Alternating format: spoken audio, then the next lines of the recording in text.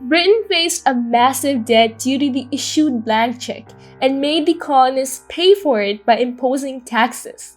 The British Parliament imposed the Stamp Act in 1765, requiring the colonists to purchase a stamp on all pieces of paper, such as newspapers, legal documents, and playing cards.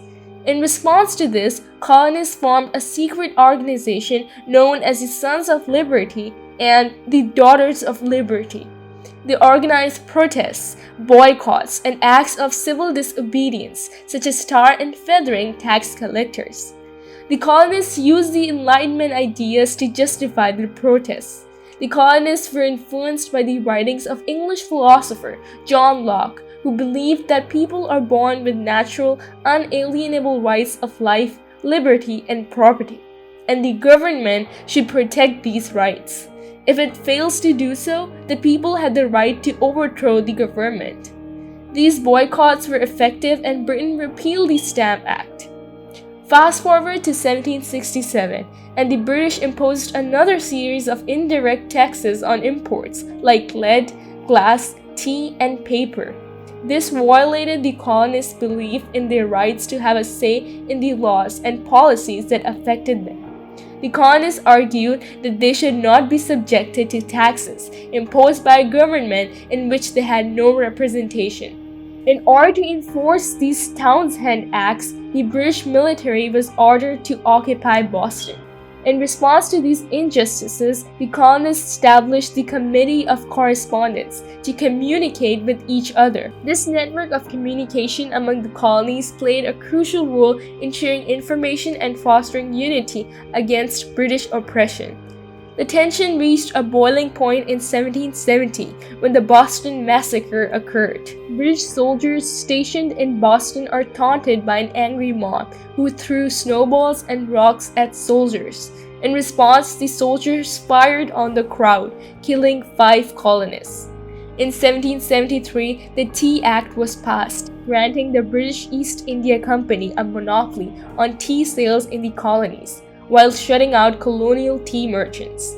This led to the Boston Tea Party, where colonists disguised as Native Americans dumped 18,000 pounds of East India Company tea into Boston Harbor to protest the tax and monopoly. King George III responded to the Boston Tea Party with coercive acts, which the colonists famously dubbed the Intolerable Acts.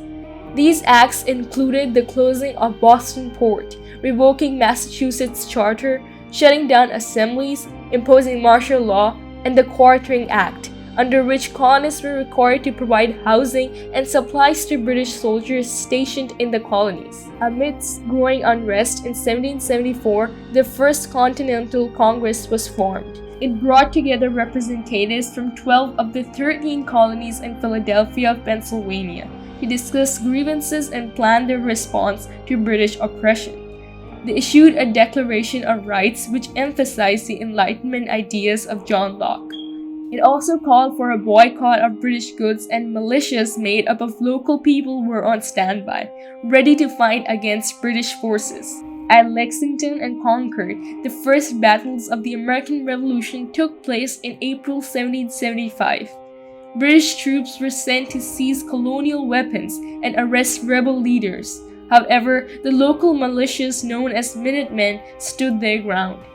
These tensions between the American colonies and Britain continued to escalate and led to the Second Continental Congress in May 1775. The Continental Army was formed during the Congress and was led by George Washington. This marked a significant step towards organizing a unified military force to fight against British rule. By December 1775, the colonists were already engaged in an informal revolutionary war. Initially, they were focused on political reform and protesting their liberties.